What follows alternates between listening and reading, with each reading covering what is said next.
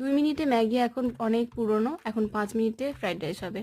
5 minute ভিজিয়ে রেখেছিলাম চালটাকে, 500 গ্রাম চাল আছে এখানে। তারপরে জলটা গরম করে নিয়েছি, জলের মধ্যে দিয়ে দিয়েছি অ্যাজ ইউজুয়াল যেমন ভাত রান্না করা হয় ঠিক একদম সিমিলার, বাট জলে একটু ভিনিগার কিংবা একটু ওই লেবুর রস থাকলে সেটাও দিতে পারো, খুব ভালো হয় তাতে।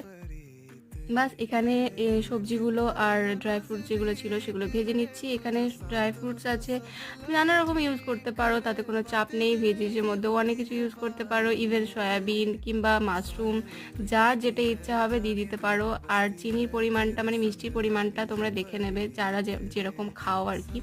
আমি এখানে 3 চামচ গুঁড়ো চিনি ইউজ করেছি আর লবণ ইউজ করছি তোমার ওই 2 চামচ মতো। বাস হয়ে গেল। তার উপরে ঘি দিয়ে যতটা পারবে ভাজবে, তাহলে বেশি ভালো হবে, সাদা তেল না ব্যবহার করে। আর এখানে আলুর দমটাও আমি করে নিচ্ছি। আজকে নিরামিষের দিন। ভিডিওটা কেমন লাগলো বলো, ভালো লাগলে সাবস্ক্রাইব